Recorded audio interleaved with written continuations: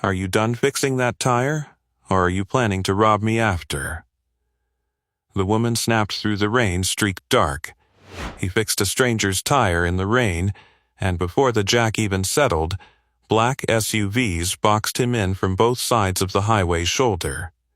By the way, where are you watching from? Tell me in the comments below. What looked like a flat tire on an empty road was already becoming something colder, sharper, and far more dangerous than either of them had expected. The men stepping out of those vehicles saw a soaked mechanic kneeling beside a luxury SUV. Within minutes, they were going to learn they were looking at the only person there who understood what was really wrong. He didn't flinch at her tone. Elias Rowan only tightened the final lug nut, set the wrench down on the wet pavement, and rose slowly, rain sliding off the hood of his old canvas jacket. He was taller than she'd guessed when he'd been crouched near the wheel. Broader, too, with the kind of stillness that didn't belong to a nervous roadside drifter. Whatever irritation had flashed through her voice met something in him that refused to be insulted into carelessness. The single dad had spent the whole day chasing small jobs across the county, patching transmissions, swapping brake pads, and stretching every bill until it almost tore. His daughter Lena was home with a neighbor, probably pretending not to worry, probably staring at the kitchen clock the way she always did when he said he'd be back before dinner, and the sky turned dark before he could make good on it. He had stopped because a stranded driver on the side of the road was still a stranded driver, no matter how polished the car or how sharp the words. People like to think kindness belonged to people who could afford it. In his experience, it was usually the other way around. The woman stood near the rear passenger door, one heel sinking into gravel, one hand gripping her phone so tightly her knuckles showed pale even in the wash of hazard lights. She wore a fitted charcoal coat over clothes too expensive for the shoulder of a service road, and everything about her said she lived in rooms where other people opened doors before she reached them. Her face was composed, but her eyes kept cutting down the road and then back to him, measuring risk, revising it, measuring again. That was when the first black SUV swung in behind her vehicle and braked hard enough to spray water across the shoulder. Then came another. And another. Doors opened almost in unison. Men in dark suits stepped out with the quick, controlled movement of people trained to assume the worst before anyone else even noticed it. One of them barked an order into the night. Another scanned the tree line. A third locked eyes with Elias and headed toward him like the rain itself had given him a target. The woman's posture changed at once. Not relaxed, not relieved. Recognized. So she wasn't just rich, she was protected. The nearest man stopped 3 feet away, gaze dropping to the tire iron at Elias's feet before rising to his face. His expression held that particular kind of contempt reserved for laborers found too close to money. "Step back from the vehicle," he said. "Now?" Elias raised both hands a little, more tired than intimidated. Tires changed. Jack's still under load. "If you move it too fast, you'll shift the balance." I said step back. He took 1 step, no more. Rain tapped the metal rim behind him and hissed on the hot hood of one of the new arrivals. The woman opened her mouth like she meant to explain, then shut it again when a second guard reached her side. She wasn't scared of Elias. She was scared of whatever had made this response necessary. That was when he looked back at the wheel he'd just finished. The blowout had bothered him from the start. Tires failed all the time, but not like that. The tear along the sidewall hadn't looked random. The scoring near the inner edge had been too neat, too controlled, and the brake line behind the assembly had a faint shine where rain should have dulled everything evenly. He had noticed it while kneeling in the water, but the woman had been tense, traffic had been rushing by, and he'd told himself he would mention it once she calmed down. Now the convoy was here. Now men with earpieces and sidearms were treating a flat tire like an active threat. And now his stomach tightened with the old instinct he had spent years trying to bury under invoices, overtime, and school pickup schedules. The man in front of him followed his gaze. "What are you looking at?" Elias didn't answer right away. He crouched despite the warning in the guard's face, reached toward the wheel well, then stopped short of touching it. The rain had cleared the dust enough for him to see it cleanly now. Not road damage, not wear, not coincidence. Careful, deliberate tampering. When he stood again, the calm in him had changed shape. "You don't want her driving this car," he said. The woman stared at him. The lead guard took one step closer. Highway lights flashed across wet metal, black paint, and the thin silver line of danger hidden behind the wheel. And for the first time that night, every eye on the shoulder turned exactly where he was looking. Rain hammered the asphalt as the head of security followed the mechanic's gaze into the wheel well. For a moment the man said nothing, only squinting through the glare of hazard lights reflecting off the wet metal. "What exactly are you implying?" he asked. Elias Rowan wiped his hands slowly on the rag hanging from his back pocket. "I'm not implying anything," he said evenly. "I'm telling you that the tire wasn't the real problem." The guard straightened, irritation flashing across his face. "We didn't ask for a diagnosis. You were asked to change a tire, and I did," Elias replied quietly. "But you might want to look closer before you send her back onto the highway." The security team exchanged brief glances. The convoy engines idled behind them, deep and steady like restrained thunder. Traffic roared past in bursts of white headlights, spraying mist across the shoulder. Victoria Hale stepped forward from the shelter of the open SUV door. Her voice carried calm authority now, far different from the sharp tone she'd used earlier. "What do you think you see?" she asked. Marcus Trent, her head of security, turned slightly toward her. "Ma'am, I suggest we handle this internally." Victoria didn't move her eyes from the mechanic. "I asked him." Elias crouched again beside the wheel, careful not to touch anything this time. Rain trickled down the rim as he pointed toward the thin black brake line tucked just behind the rotor. "You see that shine right there?" he said. Marcus leaned closer despite himself. "That's rain," Marcus said. "Not quite," Elias replied. "Rain would coat the whole line. That spot's clean. Someone wiped it recently." The guard's jaw tightened. "That doesn't mean sabotage." "No," Elias agreed calmly. "But the scoring on the sidewall does." Victoria stepped closer. Her coat darkened with rain as she bent slightly to see where he was pointing. "What scoring?" Elias traced the air just above the tire's shredded edge. "Those cuts are too uniform," he explained. A blowout from road debris tears jagged. This one was weakened first. Marcus folded his arms. "You're telling us someone tampered with the tire?" "I'm telling you someone weakened it enough to fail at speed," Elias said. "But the brake line behind it, that's what would finish the job." The words hung in the rain.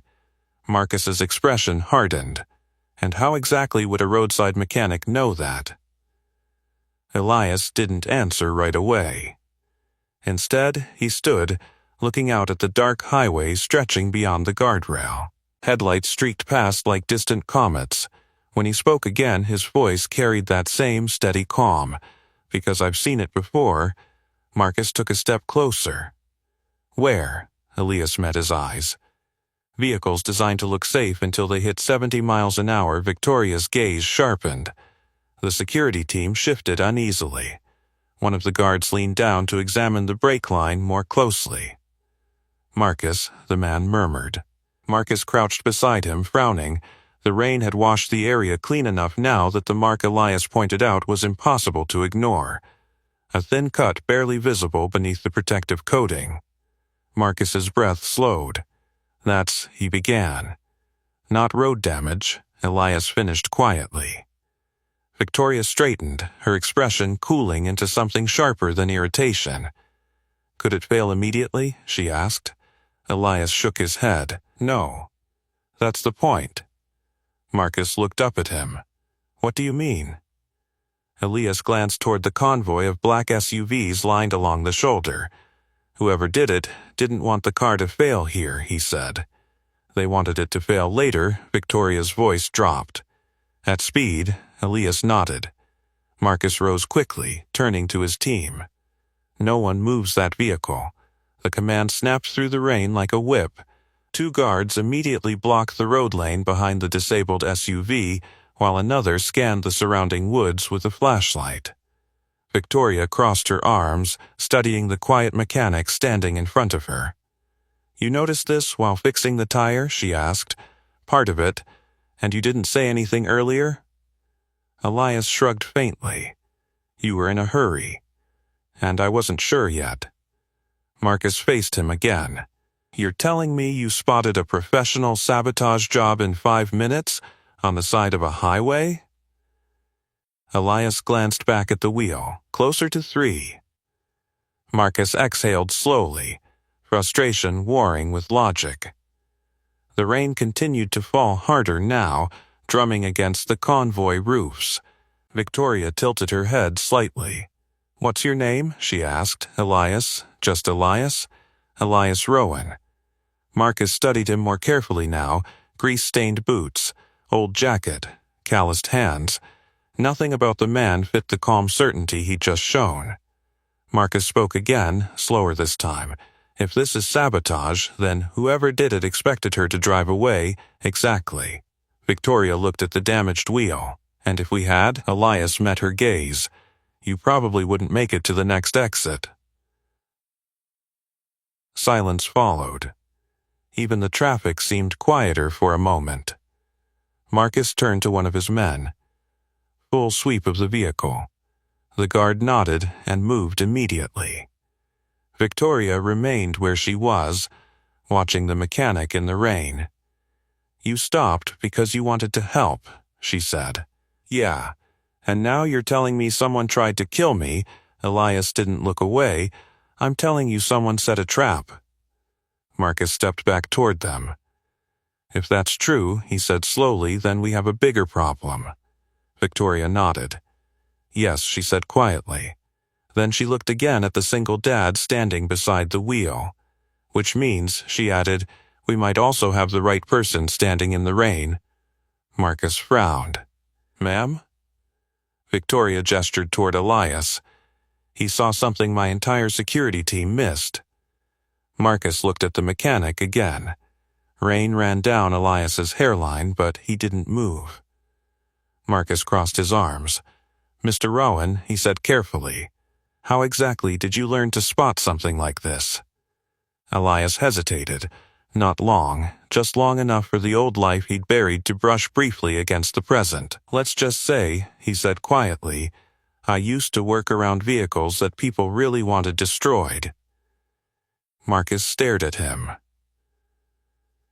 The rain grew heavier, and for the first time since the convoy arrived, the most powerful people on that dark stretch of highway were listening to the quiet mechanic. Before the story continues, if you enjoy stories where the overlooked person turns out to be the most important one in the room, subscribe and stay with us. The next moments on that roadside would prove exactly why. Because Elias Rowan wasn't finished looking at that car yet. Marcus Trent remained crouched beside the wheel long after Elias finished speaking. Rainwater slid down the edge of the SUV and dripped steadily onto the pavement, forming a thin stream that ran toward the gutter of the shoulder. The security chief didn't like what he was seeing, and he liked even less that the man who'd spotted it first was standing there in worn boots with a socket wrench, still lying beside him. Flashlight, Marcus said. One of his men handed it over instantly. The beam cut through the rain and illuminated the brake assembly. For several seconds, Marcus said nothing. The thin incision in the line was almost invisible unless you knew exactly where to look. He did now. That's clean work, he muttered. Elias nodded once. Too clean for highway debris. Marcus straightened slowly, water running off the brim of his collar. Full inspection, he ordered his team. Engine compartment, undercarriage, electronics, everything. 2 guards moved immediately, sliding under the SUV with portable lights while another opened the hood. Victoria Hale watched the operation unfold with quiet intensity. The CEO's calm exterior hid a mind that was already running through possibilities. Someone had sabotaged her vehicle. Someone had done it precisely enough that her own security detail missed it, and the only reason she knew now was because a single dad with grease on his hands had decided to stop and help. Her gaze shifted to Elias again. He wasn't watching her.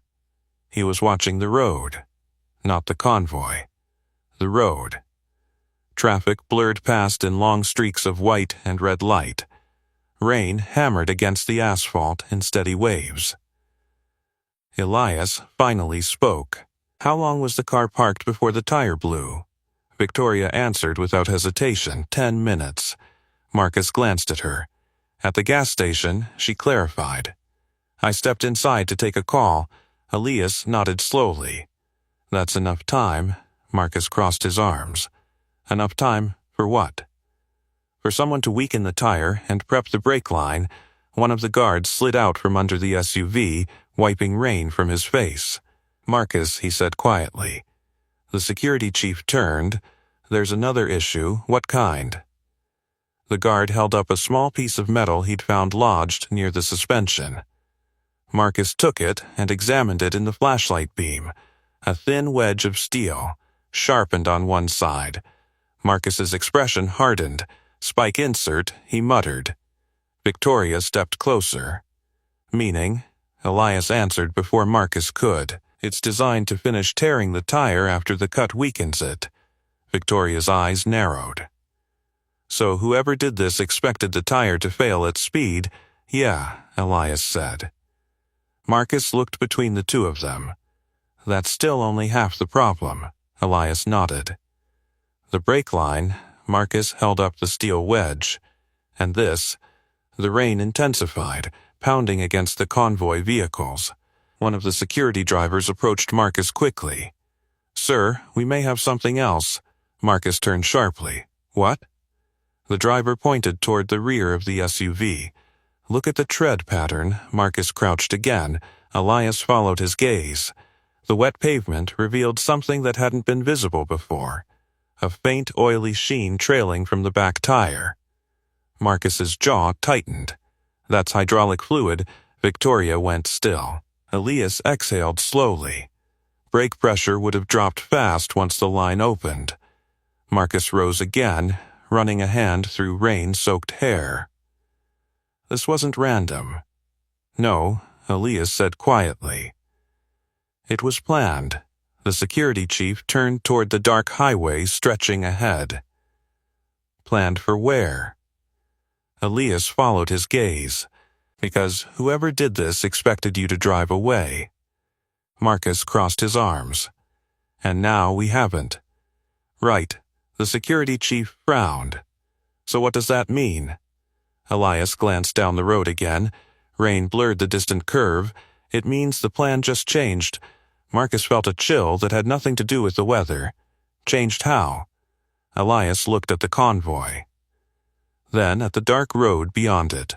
If I were the one who set that trap, he said quietly, I wouldn't stop at one. Victoria's voice dropped. You think there's more? Elias met her eyes. I think someone out there expected this convoy to crash tonight. The rain continued falling, the convoy engines hummed. And suddenly the quiet roadside repair felt less like a delay and more like the beginning of something far worse. Rain continued to pour over the convoy, turning the shoulder of the highway into a slick ribbon of reflected light.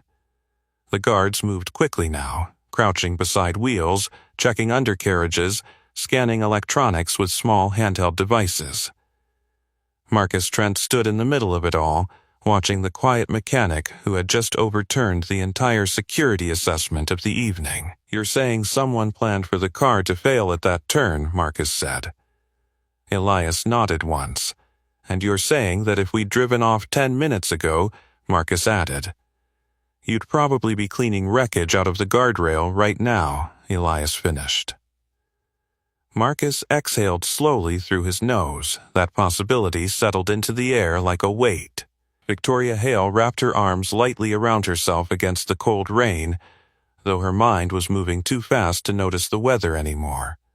"Marcus," she said calmly, "assume the sabotage is real."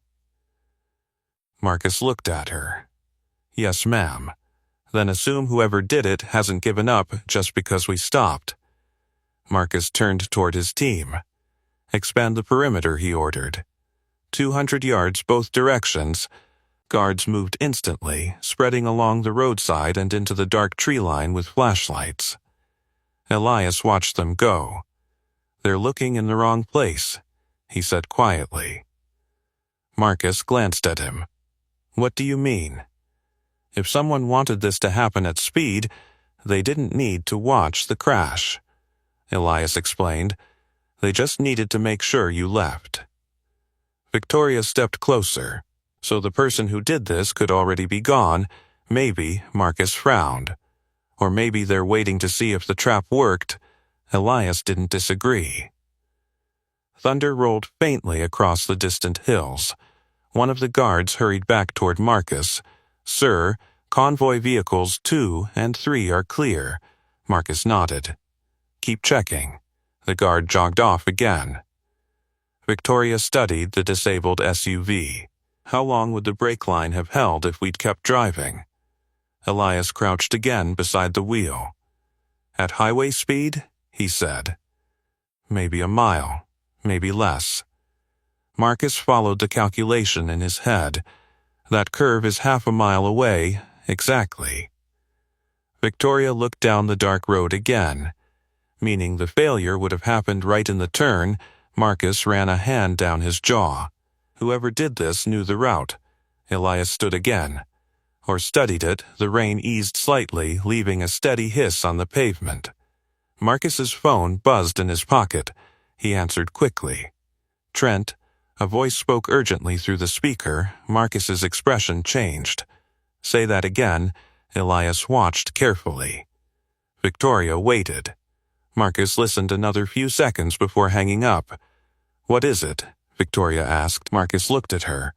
"The fuel crew at the last stop just reported a suspicious vehicle." Victoria's eyes sharpened. "What kind?" "White cargo van."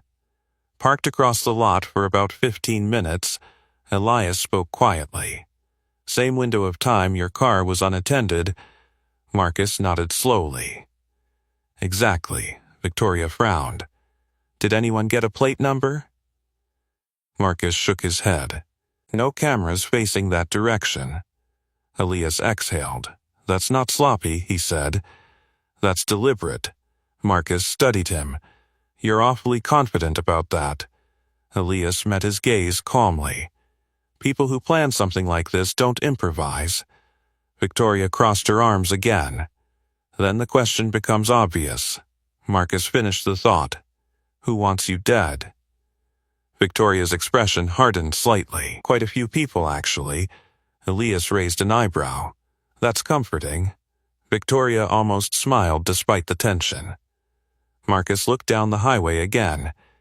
"If that van followed the convoy, then the driver knows the plan failed," Elias said. Marcus nodded grimly. "Which means they'll adjust." Another guard jogged toward them. "Sir." Remaining vehicles are clear. Marcus exhaled with relief. "At least the convoy itself is safe." Elias glanced back at the disabled SUV. "Except that one," Marcus nodded. "We'll tow it." Elias shook his head. Marcus frowned. "What?" "If the brake line's cut the way I think it is, towing could trigger the failure too." Marcus stared at him. "You're telling me the car is basically a rolling trap?" "Pretty much." Victoria sighed softly. "Wonderful." The rain slowed further, leaving only a light drizzle now. Marcus stepped closer to Elias. "All right," he said. "You've clearly seen things like this before." Elias didn't deny it. "So I'm asking directly," Marcus continued. "What's the safest way to move that vehicle?" Elias looked at the damaged wheel again. Then he looked down the highway, then back at Marcus. "You don't move it yet." Marcus frowned. "What do you mean?" "You stabilize the brake pressure first." Marcus crossed his arms. "And how do we do that?" Elias tilted his head slightly. "With the right tools," Marcus gestured toward the convoy. "We have tools." Elias shook his head. "Not the kind this needs." Victoria's eyes narrowed. "You're saying you know how to fix it?" Elias nodded. Marcus looked skeptical. In the rain, on the side of the highway, Elias shrugged. "I've worked in worse places." Marcus studied him carefully. "You really were around military vehicles, weren't you?" Elias didn't answer. Victoria looked between them. "Marcus, yes, ma'am?" "Let him try." Marcus hesitated. Every instinct told him to rely on his own team, but the evidence sitting behind that wheel was impossible to ignore. Finally, he nodded. "All right," he said slowly. He turned back to Elias. "Show us how it's done." The mechanic stepped toward the damaged wheel again. And as he knelt down in the fading rain, every guard in that convoy watched carefully. Because the quiet man fixing a tire was about to become the most important person on that entire highway. Elias knelt beside the wheel again, rainwater dripping from the edge of the SUV onto the back of his jacket. The convoy's headlights cast long white beams across the pavement, turning the small patch of road into a makeshift operating table. Marcus Trent stood close behind him, arms folded, watching every movement. "You said stabilize the brake pressure," Marcus said. "Yeah," Elias replied calmly. "And you can do that here?" Elias opened the worn tool bag he'd pulled from the bed of his pickup parked a few yards behind them. Inside were ordinary tools, wrenches, clamps, a pressure gauge taped together with old electrical tape. Nothing about it looked impressive. But Elias handled each piece with quiet precision. Victoria Hale stepped closer, ignoring the damp pavement beneath her shoes. "What exactly are you doing?" she asked. Elias held up a small metal clamp. "Temporary pressure lock." Marcus frowned. "You carry that around for flat tires?" Elias gave a faint shrug. "Sometimes jobs turn into bigger problems." He slid partially under the SUV, shoulders disappearing beneath the chassis as he reached toward the damaged brake line. A guard instinctively crouched beside him with a flashlight. For several seconds, the only sound was the steady tapping of rain and the low hum of the convoy engines. Then, Elias spoke from under the vehicle. Whoever cut this line knew exactly where to do it. Marcus crouched lower. "You keep saying that." "Because it's true." Elias tightened something with a short metallic click. "Brake pressure lines don't just fail cleanly unless someone preps the failure point." Victoria crossed her arms. "You're certain this was intentional?" "Yes." Marcus watched carefully as Elias adjusted the clamp. "You sound like you've investigated sabotage before." A quiet pause followed. Then Elias slid out from beneath the SUV. His face was wet, streaked with rain and grease. "Investigated it," he said. "Prevented it. Cleaned up after it." Marcus studied him again. "That doesn't sound like roadside mechanic work." "It isn't." Victoria's curiosity deepened. "Where did you learn it?" Elias leaned back on his heels, examining the brake line again. "Convoys." Marcus exchanged a quick glance with Victoria. "Military convoys?" Elias didn't confirm it directly, but he didn't deny it either.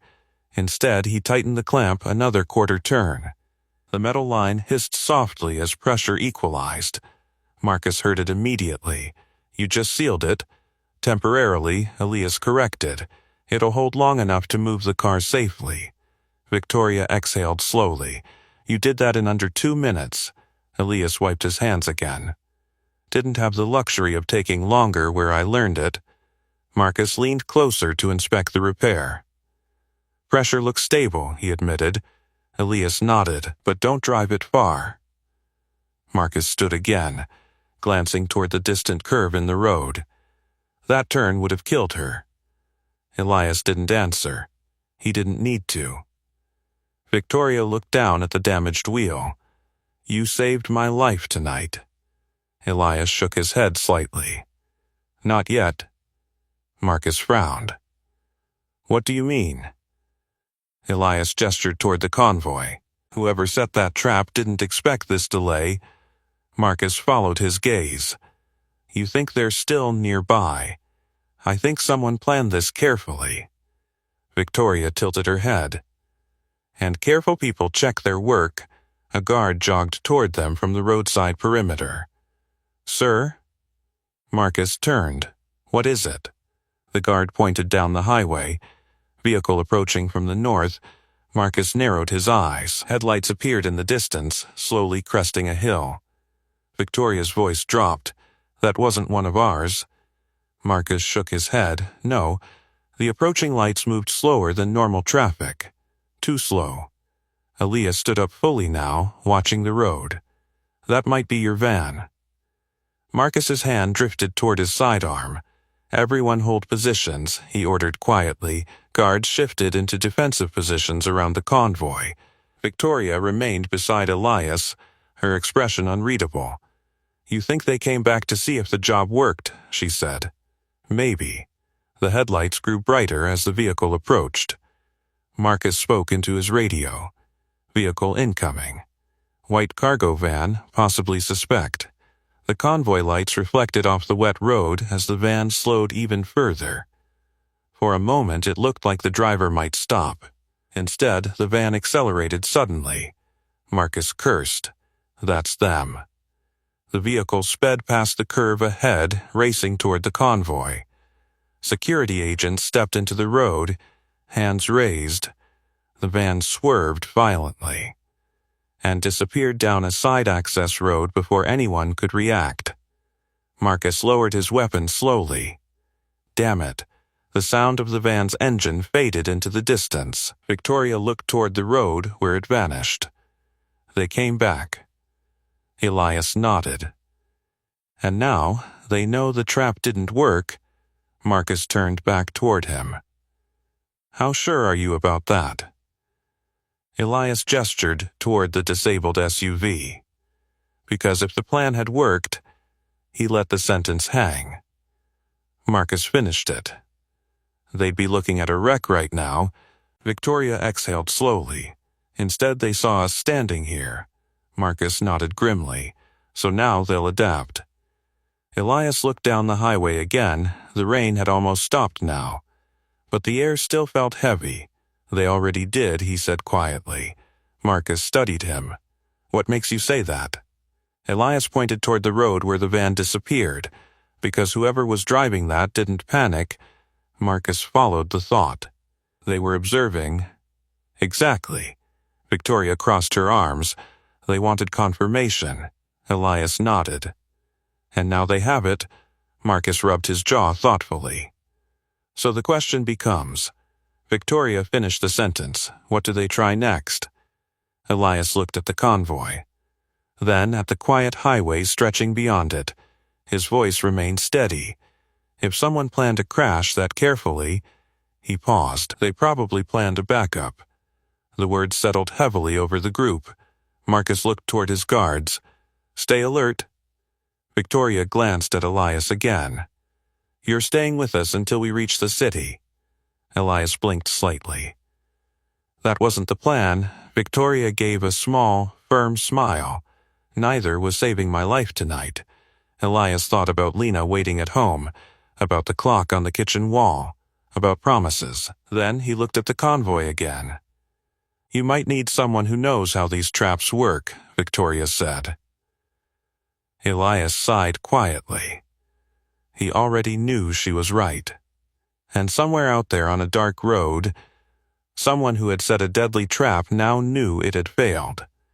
The white cargo van was gone, but the tension it left behind clung to the highway like the last mist of rain. Marcus Trent stood still for a moment, staring down the access road where the van had vanished. The taillights had disappeared quickly, swallowed by darkness and wet pavement. "They didn't even hesitate," one of the guards muttered. Marcus shook his head slowly. "No. They came to confirm the outcome." Victoria Hale looked back at the disabled SUV, and they confirmed it failed.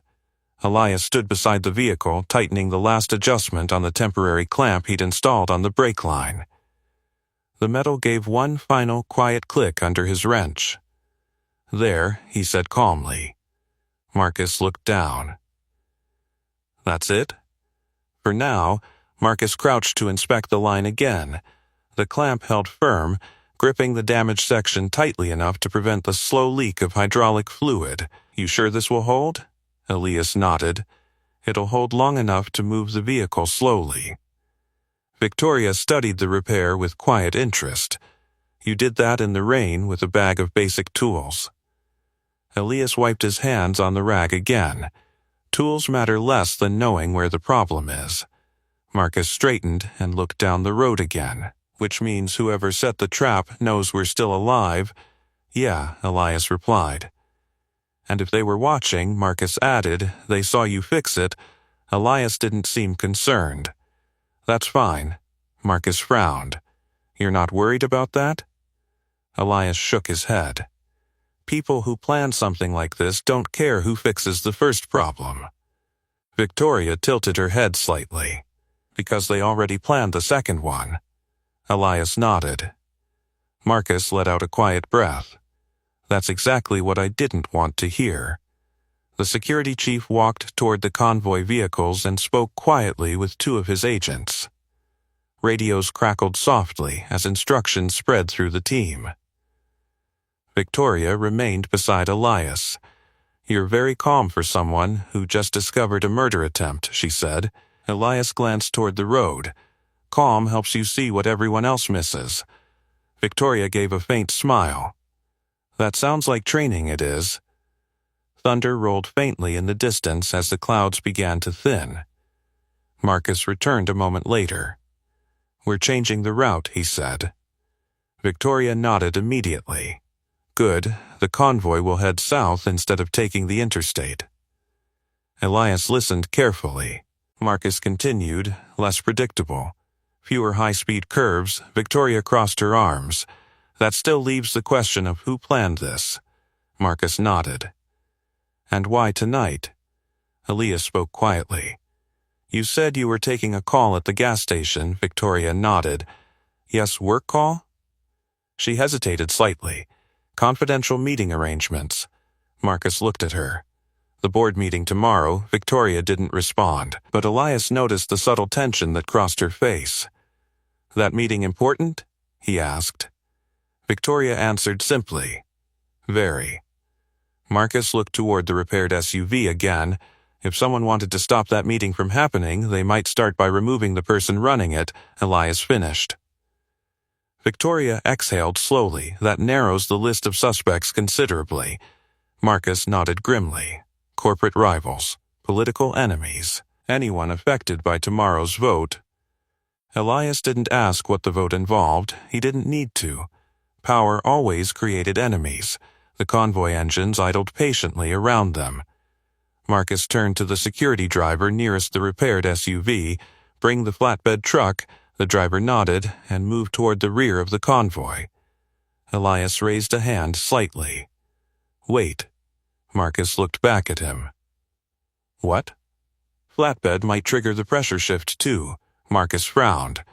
"You said it would hold for slow driving." Victoria glanced between them. "So we drive it?" Elias nodded. Carefully, Marcus rubbed his temples. "That's $1 million armored vehicle." "Then treat it gently," Elias said. Victoria almost laughed. Marcus looked at him again. "You're coming with us," Elias sighed quietly. "I figured." Marcus gestured toward the front passenger seat of the damaged SUV. You ride there. Elias blinked. You trust me that much already? Marcus shook his head. I trust you more than a mechanical failure I don't understand. Victoria smiled faintly. That's practically a compliment. Elias looked toward his pickup truck parked a few yards away. His old truck sat alone in the rain, headlights off, tools scattered in the bed from the tire job. Inside the cab was his phone. And on that phone were 2 missed calls from home. He imagined Lena staring at the clock again. Marcus followed his gaze. You got somewhere to be? Elias hesitated. My daughter. Victoria's voice softened slightly. How old? 9. Marcus glanced at the convoy. This won't take long. Elias wasn't convinced. But he also knew something else. Someone had just tried to kill this woman. And whoever had done it was still out there. If the trap had worked, he would have driven away, never knowing. Instead, he had seen it. And once you saw something like that, you couldn't pretend you hadn't. He grabbed his tool bag and tossed it into the back seat of the SUV. Marcus opened the driver's door. All right, he said. Let's get this moving. Elias slid into the passenger seat. Victoria stepped into the rear seat behind them. The convoy engines roared to life around them. Marcus started the vehicle carefully. The repaired brake line held. Slowly, cautiously, the convoy pulled back onto the wet highway. And as they began moving again into the night, none of them realized the person who had set the trap was already planning the next one. The repaired SUV rolled forward slowly, easing onto the wet highway with the rest of the convoy forming a protective wall around it. Marcus Trent kept both hands steady on the wheel, his eyes flicking between the road ahead and the dashboard indicators. The brake pressure gauge held steady. For now. Elias sat in the passenger seat watching the road the way he had earlier on the shoulder. Not the vehicles around them, not the convoy. The road. Victoria Hale leaned forward slightly from the back seat, her voice calm but firm. Speed. 35, Marcus answered. That's slow. Slow is safe, Marcus replied. Elias nodded. For the next few miles, yeah. The rain had softened into a mist now, leaving the pavement slick and reflective beneath the headlights. The rest of the security vehicles spread out around them in a tight protective formation. Marcus spoke quietly into the radio clipped near his collar. Convoy maintaining low speed. Route change confirmed. Southbound. A voice crackled back with acknowledgement. Victoria rested her hand against the back of the front seat. How far to the alternate road? Marcus glanced at the navigation screen. About 8 miles. Elias leaned slightly toward the windshield, watching the faint curve of the road ahead. That's where you'll want to slow again, he said. Marcus frowned. You memorizing the road? Elias shrugged faintly. Habit. Victoria studied the back of his head. You really did spend a long time doing this. Elias didn't answer directly. Instead, he said, road conditions tell you a lot if you pay attention. Marcus drove in silence for another minute before speaking again. You said earlier that whoever set the trap probably planned a backup, yeah. You still think that? Elias's eyes remained on the highway. I know they did. Marcus tightened his grip on the wheel slightly. You're very certain. Because they came back. Victoria nodded behind them. The van Elias continued watching the dark road stretching ahead. That wasn't someone panicking, he said. That was someone checking the result, Marcus nodded slowly. Which means they were close. Exactly. The convoy lights reflected across a line of wet guardrails as the road dipped into a shallow valley. Victoria broke the silence. You still haven't explained something. Elias glanced at her in the rearview mirror. What? How a mechanic spots a professional sabotage job faster than a trained security team. Marcus smirked slightly. I was wondering the same thing. Elias exhaled quietly. You ever watch something break apart in slow motion? He asked. Marcus frowned. What? Convoys hit by mechanical traps, Elias said.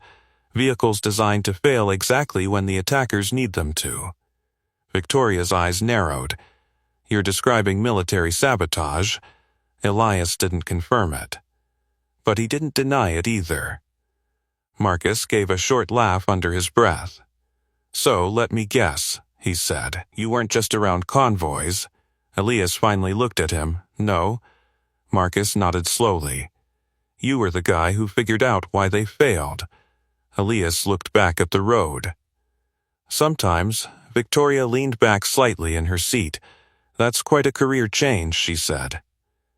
Yeah. Marcus glanced at him again. What made you walk away? Elias hesitated for a moment. Then he answered simply, my daughter. Victoria watched him carefully. That's it? That's enough. The SUV rolled across a small bridge spanning a narrow creek below.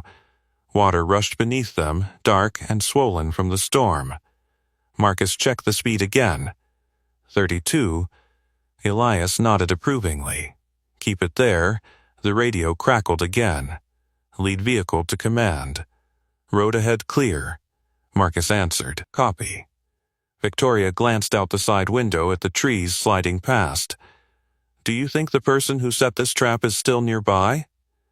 Elias considered that. Hard to say, but possible, Marcus added. Yeah.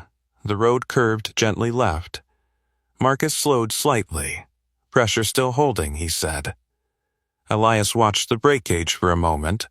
Then he looked up again. Something in his expression changed. Marcus noticed it immediately. What? Elias leaned forward slightly. Slow down, Marcus frowned. We're already slow. Slower.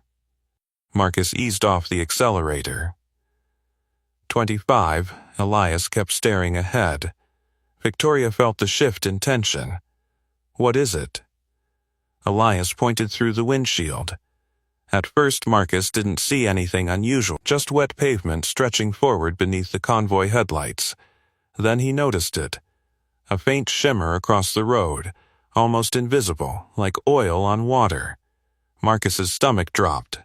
Is that? Yeah, Elias said quietly. Victoria leaned forward.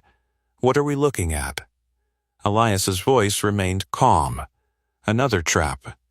Marcus braked carefully, bringing the SUV nearly to a crawl. The convoy vehicles behind them slowed instantly. Victoria stared at the road ahead. The thin reflective layer stretched across both lanes like a glass sheet under the lights. Oil? She asked. Maybe, Elias said. Marcus shook his head slowly. No accident would leave a spread that even. Elias nodded. Someone laid it there. Victoria's voice dropped. Right where we'd slow down for the curve. Marcus looked toward the tree line. Damn it. Elias scanned the dark woods on both sides of the highway. Don't stop here, he said. Marcus blinked. What? If someone set this trap, Elias continued, they're probably watching to see if it works. Victoria understood immediately. So if we stop, they'll know we spotted it. Marcus exhaled slowly. You're saying we keep moving. Elias nodded. But carefully, Marcus stared at the slick road ahead. Oil. Rain. A curve. Every instinct screamed danger.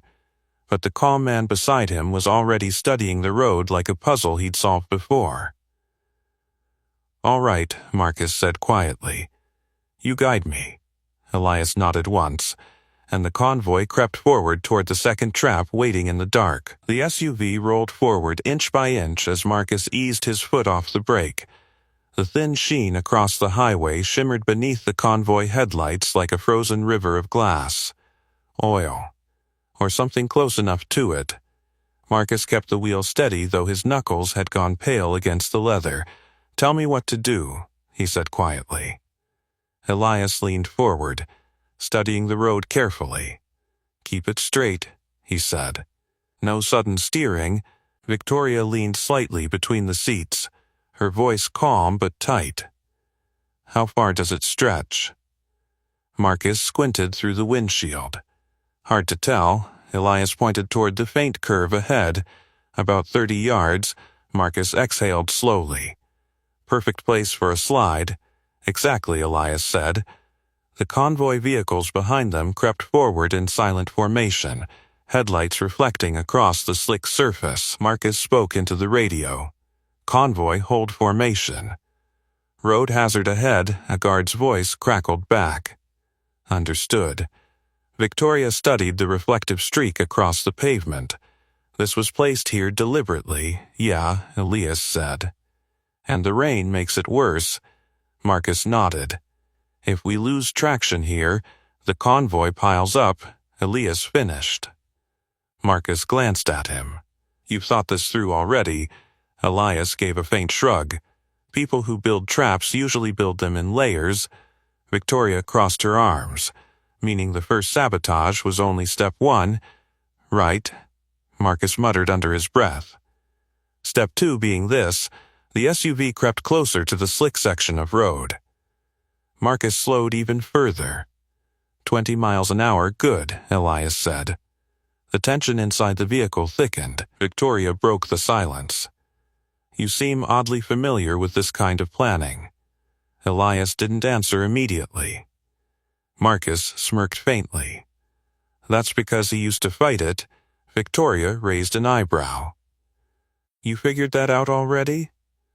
Marcus nodded slightly.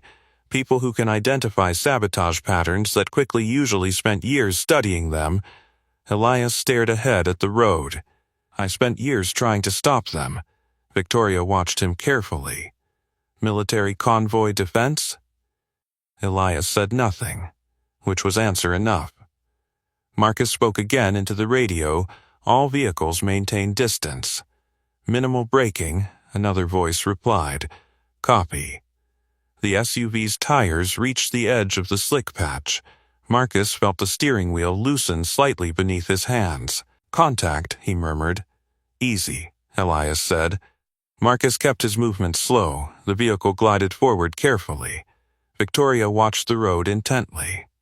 What exactly did they use? She asked. Elias leaned forward slightly. Probably diesel or hydraulic fluid.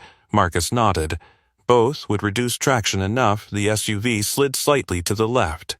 Marcus corrected gently. Easy, Elias repeated. The curve ahead loomed closer. Marcus's heartbeat thudded steadily in his ears. You ever done this before? He asked. Yeah, Elias said. Marcus glanced at him briefly. How many times? Enough. The SUV moved deeper across the slick section. Behind them, the convoy vehicles followed carefully. Victoria spoke softly. Whoever planned this assumed the first trap would disable the car. Right, Elias said. So the oil would finish the job. Marcus nodded grimly. Multiple vehicles crashing on a blind curve. Elias watched the road carefully. That would guarantee it. The tires began to regain grip as they approached the end of the slick stretch. Marcus exhaled slowly, almost through. The SUV reached dry pavement again. The steering wheel firmed in his hands. Marcus let out a quiet breath of relief. Clear, the convoy vehicles behind them rolled safely across as well. Victoria leaned back slightly in her seat. That's 2 traps. Elias nodded. Which means whoever set them planned this route carefully. Marcus glanced at the navigation screen. We're almost at the alternate road. Victoria looked toward the dark highway behind them. Do you think they expected us to get this far? Elias considered that. Probably not. Marcus smirked. Good. Elias shook his head slightly. Don't celebrate yet. Marcus frowned. You think there's another one? Elias looked out the windshield again. Maybe. Victoria leaned forward again.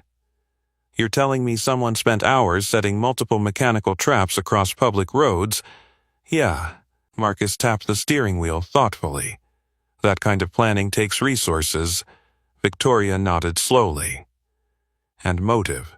The SUV continued down the highway as the trees thinned ahead. Marcus pointed forward. There, The intersection appeared under a blinking yellow light, their alternate road. Elias studied it carefully. Then his expression hardened. Marcus noticed immediately. What now? Elias pointed toward the intersection. See that? Marcus squinted. At first it looked like nothing. Then he noticed it. A dark vehicle parked just beyond the junction, engine running, lights off. Victoria's voice lowered. That wasn't there earlier. Marcus slowed the SUV. Someone's waiting. Elias nodded. Yeah, Marcus's hand tightened slightly on the wheel. Ambush? Maybe. Victoria's voice remained steady. Or confirmation. Elias watched the silhouette of the parked vehicle. If it's the same people who set the traps... Marcus finished the thought. They're not done. Victoria leaned forward again. Marcus. Yes, ma'am? Don't stop. Marcus nodded slowly. The SUV continued rolling toward the intersection. The dark vehicle ahead remained motionless. Watching. If you're enjoying this story so far, subscribe and stay with us. The next few moments are where the real plan behind this attack finally starts to reveal itself. Inside the SUV, Elias kept his eyes locked on the shadowed car ahead. Because something about the way it waited there told him one thing. The traps on the road were never the final move. They were only meant to slow the convoy down. The SUV rolled closer to the intersection, its headlights cutting through the mist that still hung low over the road. The dark vehicle ahead remained parked just beyond the blinking yellow light, engine idling softly, headlights still off. Marcus Trent slowed the SUV but did not stop. Distance? He asked quietly. Elias leaned forward slightly, studying the silhouette of the car. Maybe 50 yards. Victoria Hale remained calm in the back seat, though her eyes never left the vehicle waiting at the junction. That car's been sitting there long enough to know we're coming, she said. Marcus nodded. Yeah. The convoy behind them tightened formation instinctively, black SUVs spreading slightly across the road to shield the vehicle carrying Victoria. Marcus spoke into the radio. Unknown vehicle at intersection. Possible contact. A voice crackled back. Do we engage? Marcus glanced at Elias. What do you think? Elias watched the vehicle carefully. Driver hasn't moved, yet, Marcus added. Victoria leaned forward again. If it's the same group who set the traps, they already know the convoy survived. Elias nodded. Which means this part of the plan doesn't rely on surprise. Marcus frowned slightly. Then what does it rely on? Elias pointed toward the intersection. Position. Marcus looked again. The parked car sat at a slight angle, nose pointed toward the road they were about to turn onto, blocking part of the lane. Marcus's voice dropped. That's not a coincidence, no, Elias said. The SUV continued creeping forward, 30 yards now. The silhouette inside the parked car became clearer beneath the dim intersection light. One person in the driver's seat. Still unmoving, Victoria spoke calmly. Marcus, do not stop the vehicle unless absolutely necessary. Marcus nodded. Understood. Elias's gaze shifted briefly toward the tree line on both sides of the road. Dark. Still. But that didn't mean empty. Slow, Elias murmured. Marcus eased the brake slightly. The SUV rolled forward almost silently now. Behind them, the convoy vehicles adjusted their spacing. 20 yards. The parked car remained motionless. Marcus narrowed his eyes. Why isn't he moving? Elias studied the car's tires. Because he doesn't need to. Marcus blinked. What? Look at the angle. Marcus looked again. The car wasn't blocking the road completely. It was positioned just enough to force their SUV to slow and adjust slightly left, right where the shoulder dipped toward a shallow drainage ditch. Marcus felt a cold realization settle in his stomach. That's not a roadblock, he said. No, Elias agreed. It's a funnel. Victoria's voice sharpened. Explain. Elias pointed toward the edge of the pavement. Soft ground, Marcus saw it now. Rainwater had turned the shoulder into dark mud. If we drift off the lane while turning, Marcus said slowly. The car slides, Elias finished. Victoria nodded grimly, and once the lead vehicle loses control, Marcus completed the thought. The convoy crashes behind it. They were 10 yards away now. The driver inside the parked car finally moved. Slowly. The headlights of the SUV illuminated his face just enough to reveal a calm expression. Watching. Waiting. Marcus spoke into the radio quietly. "Convoy, prepare for rapid maneuver," a guard's voice answered. "Copy." Elias leaned forward. "Don't take the turn," Marcus frowned. "What? If you turn normally, he wins," Victoria understood immediately. "So we go straight." Marcus shook his head. "There's no road straight ahead." Elias pointed toward a narrow maintenance lane, barely visible between two trees beyond the intersection. "There is now," Marcus squinted. "That's barely wide enough. It's enough." The parked driver seemed to realize something was wrong. His car's engine revved suddenly. Marcus reacted instantly. "Hold on." He accelerated. The SUV surged forward toward the intersection. The driver in the parked car slammed his own vehicle into motion, swinging across the lane to block them. But Marcus didn't turn. Instead, he drove straight past the intersection and veered sharply toward the narrow maintenance lane Elias had spotted. The SUV bounced over uneven pavement and slid briefly on wet gravel before stabilizing. Behind them, the convoy vehicles reacted instantly, following the unexpected maneuver. The blocking car screeched to a halt in the intersection. Too late.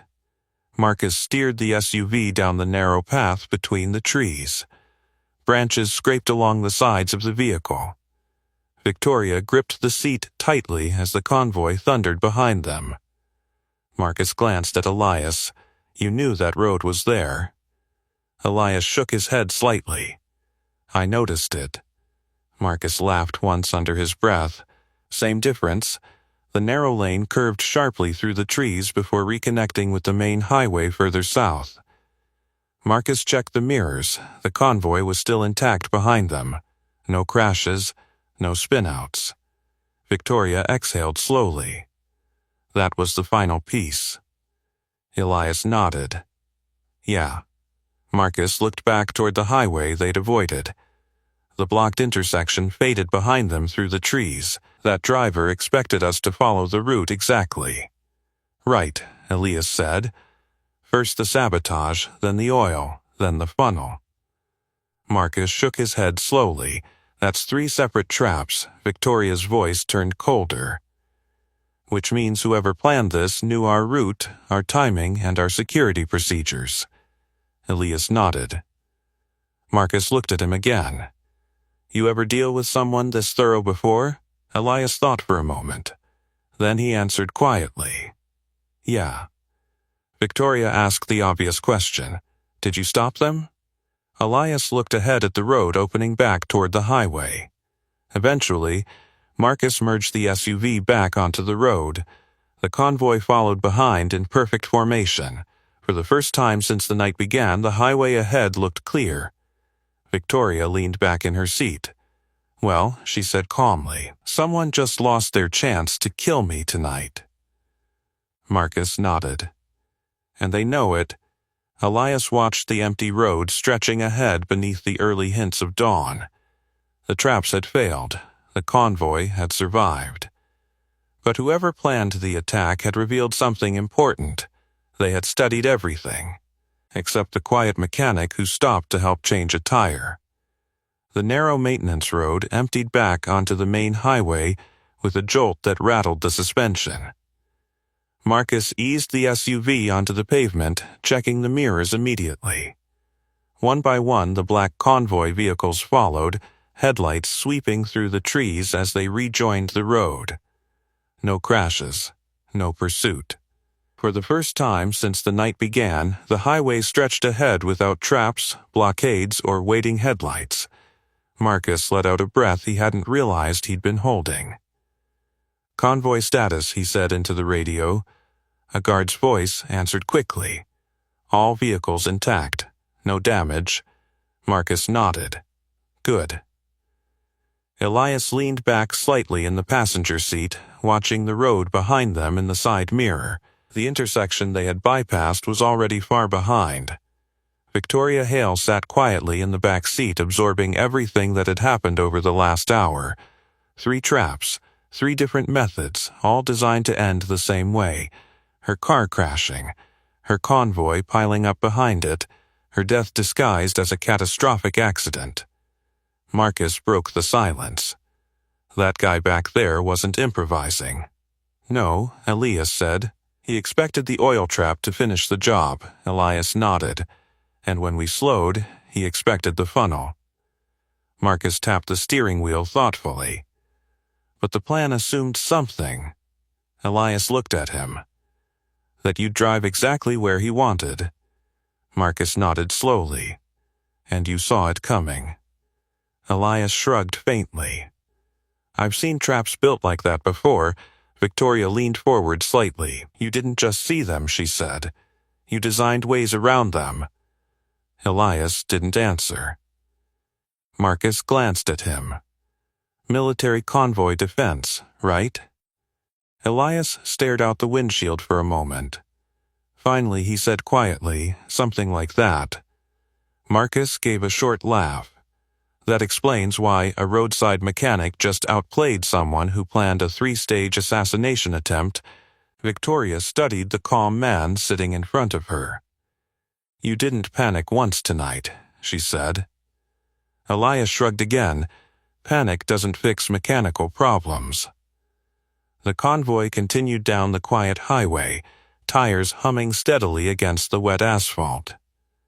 The storm clouds were beginning to break apart in the east, revealing the faint gray edge of morning. Marcus checked the navigation screen. City limits in 12 minutes. Victoria nodded slowly. "That means whoever planned this has officially failed." Elias shook his head slightly. Marcus glanced at him. "You disagree?" "They failed tonight," Elias said. "But people who plan something like that don't give up after one attempt." Victoria crossed her arms. "That's a problem for tomorrow." Marcus smirked faintly. "Preferably one solved with law enforcement instead of roadside mechanics."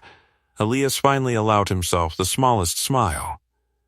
"Probably a good plan." Marcus's radio crackled again. "Lead vehicle to command." "Go ahead," Marcus replied. "We've got police units waiting at the southern checkpoint." Victoria nodded. "I called ahead." Marcus looked impressed. "When?" While you two were discussing brake lines, Elias chuckled softly. "Efficient." The convoy rolled past another mile marker, the city lights beginning to glow faintly on the horizon. Victoria leaned forward again. "Elias." He turned slightly. "Yes?" "You stopped tonight because you saw a woman stranded on the road. Yeah, you had no idea who I was." "Nope. And you stayed when things became dangerous." Elias glanced toward the road ahead. "Someone had to." Victoria's voice softened slightly. "You saved my life." Elias shook his head. "Your security team would have figured it out eventually." Marcus snorted. "Not before that curve."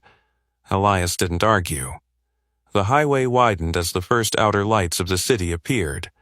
Marcus slowed slightly as flashing blue lights came into view ahead. 2 police cruisers waited at the checkpoint. "Looks like your backup arrived," Marcus said. Victoria nodded. "Good." Marcus guided the SUV toward the checkpoint while the convoy vehicles formed a protective arc around them. Police officers stepped forward, watching the approaching convoy carefully. Marcus rolled down the window. "Evening, officers." One of them looked at the damaged tire and the grease-stained man in the passenger seat. "Rough night?" Marcus smirked. "You have no idea." Victoria opened the rear door and stepped out of the vehicle. The officers immediately straightened when they recognized her. "Miss Hale," Victoria nodded politely. Thank you for meeting us. Marcus and Elias stepped out as well. The cool early morning air carried the smell of wet pavement and distant traffic. One of the officers gestured toward the convoy. We'll escort you the rest of the way into the city. Victoria nodded. Appreciated. Marcus stretched slightly, tension finally easing from his shoulders. Well, he said, looking at Elias, you officially turned the worst night of my career into a successful one. Elias shrugged. Just fixing problems. Victoria stepped closer to him. You did more than that. Elias looked at the convoy, the police lights, and the city skyline beyond them. The night's danger was finally behind them. But one question still lingered. Victoria spoke quietly. Why didn't you leave after fixing the tire? Elias thought about Lena waiting at home, about promises, about the old instincts that never really went away. Because, he said simply, once I saw the trap. He paused. I couldn't pretend it wasn't there. Marcus nodded slowly. That's exactly why we're all still standing. The police escort vehicles pulled into position ahead of the convoy. Victoria looked at Elias one more time. You should come to the office tomorrow. Elias blinked. Why? Victoria smiled faintly. Because the people who tried to kill me tonight are about to discover something very unfortunate. Elias raised an eyebrow. What's that? Victoria glanced toward the city, that the man they didn't plan for is now paying attention. The police escort moved ahead of the convoy, blue lights cutting through the early gray of morning. The city skyline rose slowly on the horizon, glass towers catching the first faint hints of sunrise. Marcus Trent guided the SUV forward at a steady pace, the tension of the night finally beginning to loosen from his shoulders. Behind them, the rest of the convoy followed in perfect formation. For the first time since Elias Rowan had pulled over to help a stranded driver, the road ahead looked safe. Victoria Hale sat quietly in the back seat, watching the quiet mechanic through the rearview mirror. You never answered my question, she said. Elias glanced back slightly.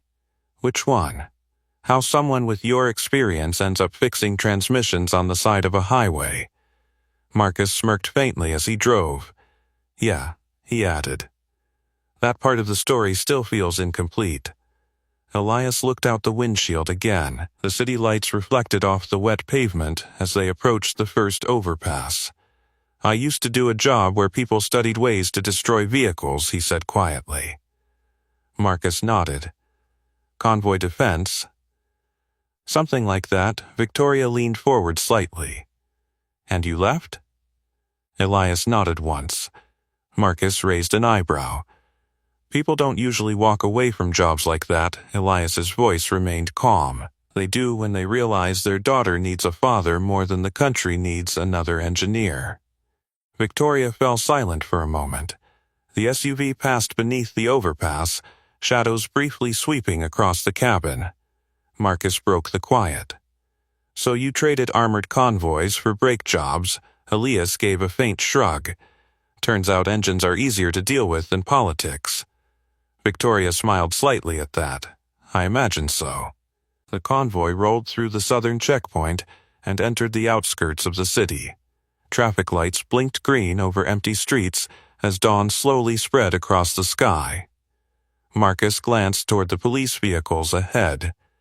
Once we reach the office tower, local authorities will take over the investigation.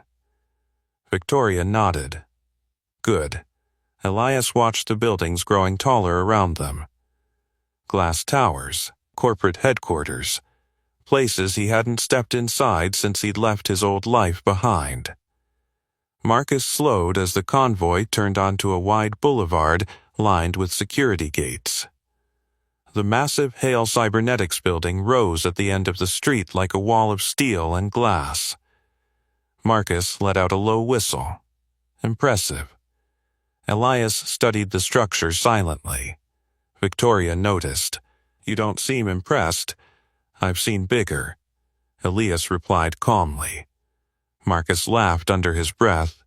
Of course you have. The convoy rolled into the private entrance of the building where a team of security officers waited.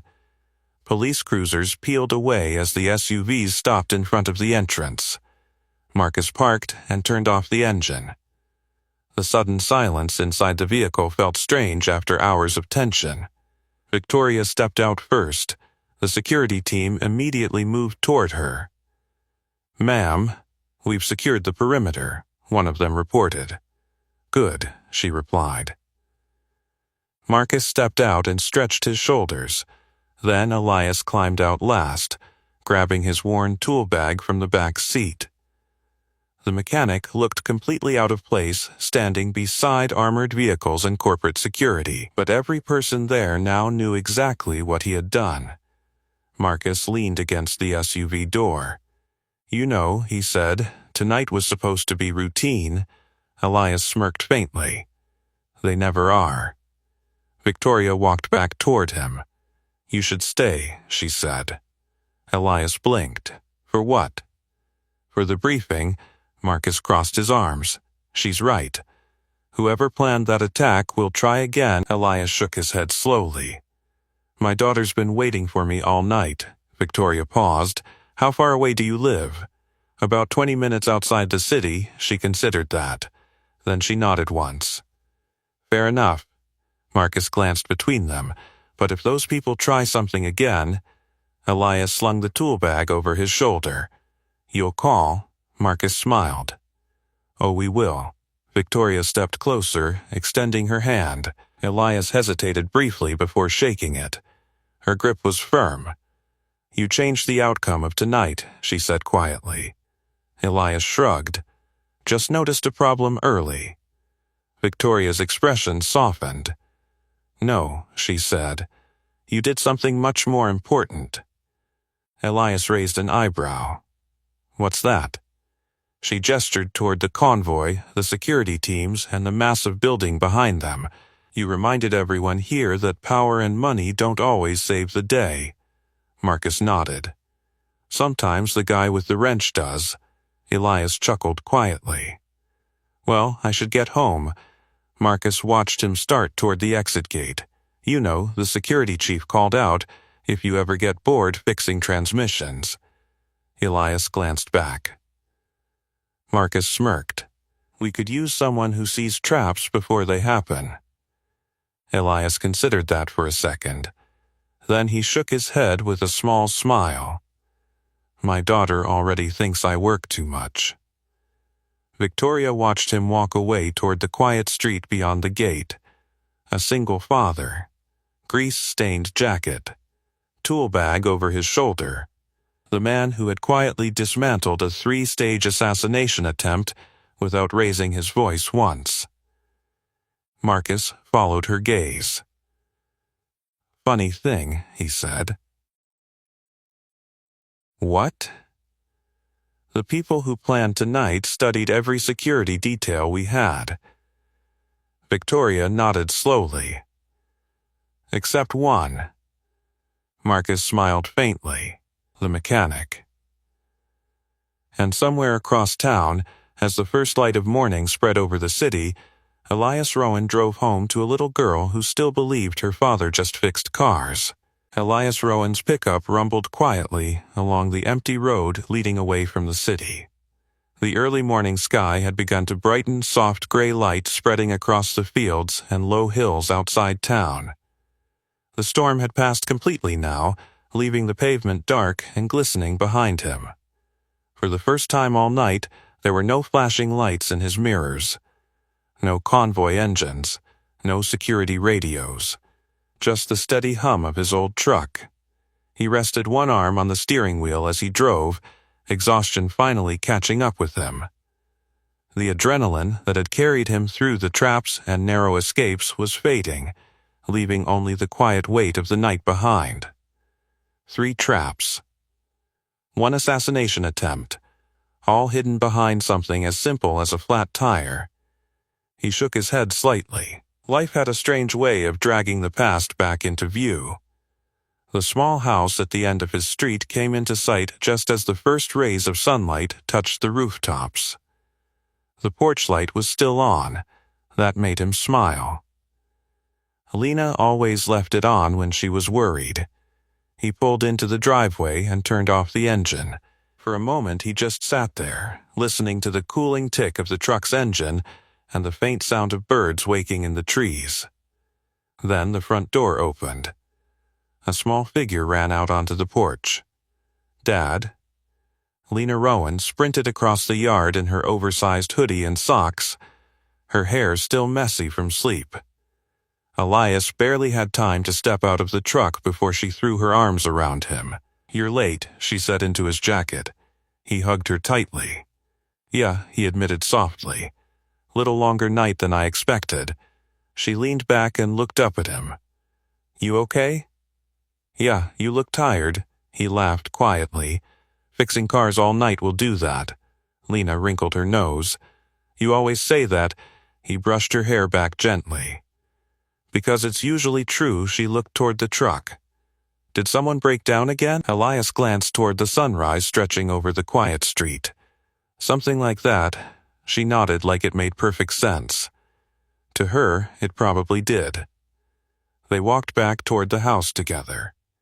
Inside, the kitchen smelled faintly like toast and warm coffee. The neighbor who had stayed with Lena overnight had left a small note on the table. "Everything's fine. She stayed up waiting for you." Elias smiled and set the note aside. Lena climbed into her chair and watched him pour coffee. "You saved someone again, didn't you?"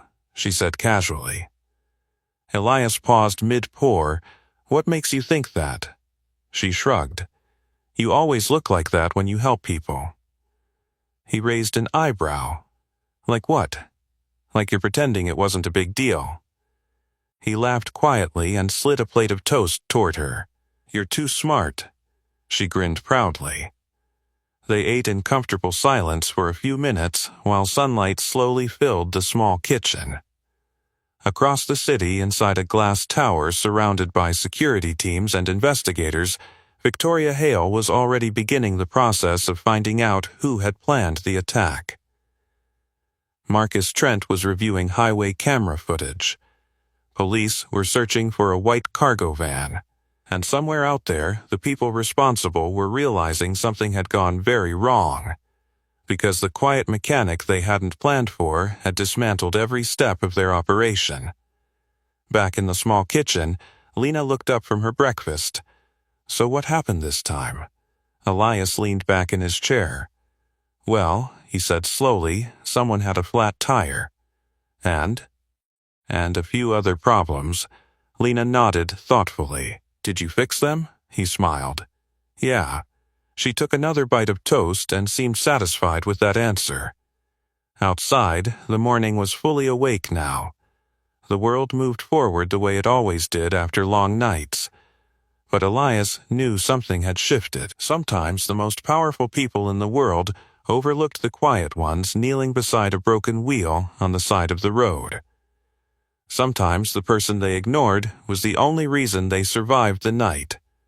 And sometimes the man fixing the tire turned out to be the one person no assassin had planned for. If you enjoyed this story and want another powerful one, ask me for the next story title. Subscribe and don't miss our next story. Single dad was fired from the hospital, then the ER went dark. Trust me, you'll feel it. And tell me in the comments, what injustice should we tackle next?